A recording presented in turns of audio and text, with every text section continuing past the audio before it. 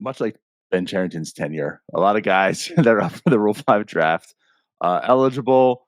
I think this year is much different than other like Rule 5 drafts, though. Well, I shouldn't say like Rule 5 drafts, but different than other years and like who you're going to protect. Because I don't think it's that interesting. So, Jim, why don't you lead us off with this? Who do you think the Pirates? Well, maybe just talk about who's like kind of eligible this year. Yeah, so I actually wrote an article last night. If you want to read on the new NS9 blog, northshore9.com, This was your there's layup, a your alley there's oop. a there's a post up there previewing the Rule 5 eligible prospects. So make sure you check that out. But I break it up as far as like who needs to be added, who probably won't be added, and maybe not their first time eligible either. And then also, who's newly eligible, but probably still not being added. So let's start with the guys who are newly eligible. There's quite a list of players here. Um, I'll hit up the ones that are I don't know, maybe relevant here, but Jase Bowen, um, Tsung-Che Cheng, running through it, Hudson Head, Brennan Malone. These are basically just guys that you probably have heard of before. Sammy Siani, Enmanuel Terrero. Um, that's it as far as like relevant guys, newly relevant. And then as far as guys who were eligible last year who are still eligible, Andres Alvarez, Braxton Ashcraft, Carter Binns, Michael Escato, J.C. Flowers, Matt Frazier, Matt Gorski, Dario Lopez, Rodolfo Nolasco, Connor Scott. Let's kind of leave it at that's basically our list there. So out of those guys, who has to be added? I think as far as the newly eligible people go, there's really just one name that sticks out as far as like he needs to be added to the list, and that's Tsung-Che Cheng. Yep. He's someone who has the position versatility, plays all around the diamond. He's a shortstop, plays it well. He can play second base. He can play third base. He's someone that he has the tool set that if you're like a bad baseball team and you want to use him as a utility infielder for a full season, you could probably get away with it next year. If you're a competitive baseball team or a team that's hoping to be competitive, he's probably not in your you know, not in your radar to be a major leaguer next season. So I don't think the Pirates are looking for Tsung-Che Cheng to provide any value. But yeah, Tsung-Che Cheng I think is a must add. He had a really good year in Greensboro before getting promoted to Altoona. Wasn't quite as good at Altoona, but he was also still just 21 years old. He just turned 22. He's got some time to adjust to the level. He's kind of in the same stage of his career that like Peguero was when he got to that Double A Mm, Altoona level. yep. So I would imagine Chang goes back to Altoona next year, but definitely someone that needs to be added to the 40 man. Um, he just has too good of a tool set to expose him in this draft. Plain and simple. Yeah, for sure. This is the guy where it'd be tough drafting him because, like you said, he is young. He struggled quite a bit in Double A. Now he turned on a little bit, towards the end, so it wasn't like as bad per se. But like, didn't have like a really good solid season in Double A, right? And just hit Double A, but he's talented. Like you said, if I'm one of those Mhm. teams, I see talent there. I need talent to, get my team out of drafting number one overall every year. He's a guy I'm gonna look forward to get. I can find some plate appearances. You can play that weird development type of thing. Like it's not gonna be the best development track to do this, but uh I want talent, and he certainly has that. It's not just like a power bat either. It's not just like he's a one trick pony. He's got a good bat. He's got a good glove, and like yeah, talked about here. He was he was the folk hero in the World Baseball Classic. Uh, played well for them. So actually, did he get the Yeah, very? I could be wrong. Did he get the very first hit? Because I think their team was the first I, that played. I think he might have. But yeah, he was playing for Taiwan, and Right. yeah, had a good World Baseball Classic, which kind of set him up to have that really good first half of the year in Greensboro. So I'm with you. I'm protecting him because I don't want to lose him, and there's certainly a chance that you can. Yeah. Next guy who I think is I've heard some people saying that like they would expect to add him. I think this is another must add guy, and that's Braxton Ashcraft. Ashcraft was eligible in last year's draft, but he was coming off of Tommy John surgery. He hadn't pitched since 2021, and when he did pitch in 2021, it was in high A ball and it wasn't very good. Right, so there wasn't a whole lot of data to go off of. No one drafted him, obviously, just stow him away, and with all those unknowns. But Braxton Ashcraft came back this season. Pirates were super careful with him coming off that Tommy John surgery. He only threw like a little bit over 50 innings this year. In 19 starts, he made 19 starts, 52 and a third inning. So you can do the math there. That's like less than 3 innings a start. Yeah, But starts. yeah, quotes. but when he did start, it was really good. Particularly when he reached Altoona the second half of the year. He made 8 starts for Altoona, and he didn't give up a run in 7 of those 8 starts. The stuff is excellent. 96 to 97 with the fastball. He's got a really good curveball to go along with it. And then, a slider changeup combo. So, like, he's got that starting pitching arsenal. I think he's someone that is possibly like major league bullpen ready right now if you wanted to just stick him in a bullpen. And I think ultimately that's probably where he ends up, just because of that, like those 2 really good pitches that he has. But the Pirates are going to stretch him out and see if they can make him a starter.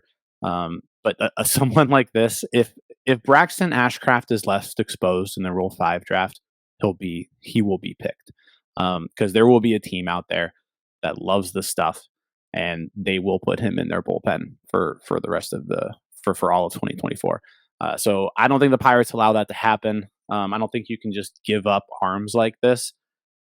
Braxton Ashcraft is going to be added to the 40-man roster by Tuesday. I won't guarantee it, but like I would be absolutely shocked if they don't add him. There's really not a whole lot more to add to what you said. I mean, you're absolutely correct. He is going to get drafted. Where I feel like with Cheng, he probably could get drafted. But I'm more intrigued with Cheng as far as a player and tool set than Ashcraft. But he's absolutely going to get drafted this year and be in someone's bullpen if he's left exposed, like you said. So that's where I'm at too. The Pirates can't afford to lose someone like this. You just protect him because the Pirates could absolutely be. We could be talking about him in July with the Pirates bullpen. Yeah. And it's not as if they don't need arms. Oh no, we have too many arms, guys. We don't need another one. So I absolutely with you. There's some intrigue here. I don't know if it's really as a starter also, but again, you need bullpen arms, and I'm keeping him also. Yeah, I kind of look at this as like if they added Yerry De Los Santos 2 years ago, sure, they're adding Braxton Ashcraft this year, because where Ashcraft is sitting right now is from a developmental standpoint at a similar spot that De Los Santos was in, and Ashcraft looks like the better prospect. Like if you just had to compare the two from where they were at this point in time, Ashcraft's the better prospect. Yeah. So they're not letting him go. I'm with you. I think it would be foolish if they did. Again, like it's not the end of the world if either of these two are drafted, right? It's not the end of the world, but it just doesn't make sense. So you're going to protect those. Whereas kind of like foreshadowing of the next set of guys we'll be talking about here. Who's next? Yeah. Next, just a couple of names that they were left off last year. Again, eligible this year. Matt Gorski being one. He was a hot name. We talked about Matt Gorski a lot last year at this time of year. And we thought that he was probably going to be added because, there was a lot of national media saying that like, hey, Matt Gorski is one of those top guys that, in this Rule 5 draft that they could see getting picked. And it made sense. Gorski was coming off a really, really good year in Greensboro and Altoona. The issue, though, he wasn't picked last year, and he came back this year, and he really didn't play that well. So right, If he wasn't picked last year, after this season, it was very just pedestrian season for Matt Gorski. 97 weighted runs created plus in Double A. No one picked him last year. No one's going to pick him this year. I can't imagine. And then the other one here, kind of in the same boat, Malcom Nunez. Malcom Nunez, a little bit different developmentally because he made AAA so young. He's still really young. He's still just 22. But he had a really good season last year, and this year was bad. Like, he had a bad year this year. Can't see anybody using up a roster spot on Malcom Nunez. So those are the two I kind of wanted to highlight off of the, it's their second time around type deal. But I don't think either of those guys get added. Yep. Because there's no reason to. Absolutely with you. I had a little bit of intrigue with Nunez coming in this year. Injuries derailed a lot of season too, and he's a first baseman. You lose out on Malcom Nunez, you're not crying yourself to sleep at all. And honestly, the Pirates have to do better than him. Yeah, I mean, the Pirates need first baseman, so it would be really great if Malcom Nunez could be that guy, but based off of last year, doesn't seem to be. Exactly. So I don't think he gets drafted by anybody. And again, like you're talking, like Mason Martin, there's a lot of controversy. Is he going to get, added or whatnot? And we talked like there's really no reason to, and he wasn't drafted by anybody. And it's like, if Mason Martin wasn't, do you really foresee Malcom Nunez getting picked up, especially after the season he had? Probably not. But like you said, there's youth on his side. I still like him like in the system. I hope he doesn't get drafted, but I'm not also going my way to protect him to keep him there. Yeah, I'm in the same boat. Like, by no means am I giving up on Malcom Nunez. Right. But yeah, he's just 22. So and he reached AAA at a really young age. So there's something there, right? I mean, you don't get to AAA that fast with nothing. It's just that he was bad this year. No one's gonna guarantee a 26-man roster spot to that guy. So no need to protect him. Moving on to the next group there. Newly eligible guys who you may want to consider. We'll start with Enmanuel Terrero because the next guy is going to be the guy we want to talk about the most. But Terrero kind of burst onto the prospect scene a little bit. We talked about him a lot for those early Starbucks in the year because he was off to such a hot start in Bradenton. I think for Terrero, he's just way too far off. Like, he had a pretty good year in the Florida State League, but you can't really make that jump from low A ball to the majors. So I don't see Terrero really being considered as a potential pick. So might as well leave him off. He's just too far away. That's about it. He's just so young, so far away. He's 20 years old. Not even like he hasn't sniffed Double A yet. No team is taking a chance on him. Yeah, especially. I agree 100%. Yeah, so I don't think there's any need to add Terrero there. But the guy who is kind of this year's Matt Gorski, let's call it, and that's Jase Bowen. Broke out in Greensboro, 2020 season, 117 weighted runs created plus. He's still young. He followed up that with a late season promotion to Altoona. He was there for like a week. Then he goes to the Arizona Fall League and plays really well. 855 OPS in the Fall League. I think he hit 4 home runs, showcased his speed. I think he stole 5 bases. He also had he played really good defense. 6 bases. 6 bases, bounced all over the diamond. I know like outfield assists from him. Like he showcased his talents down there in the Arizona Fall League. So you now have this. How old is Jase Bowen? I think he's 22. He's 23. Okay, he turned September 2nd. Yep. So Jase Bowen, you've got this 23-year-old. He's got 33 at bats over high A. He clearly possesses some skill sets. 2020 season in high A. He doesn't strike out a ton. He doesn't really walk a ton either. But he's got the speed. He plays the defense. He's versatile. He plays all 3 outfield spots. He can play first base. He can play center field, which this organization doesn't really have a lot of those types of guys. So, Jase Bowen, is he getting added to the 40 man? I say no.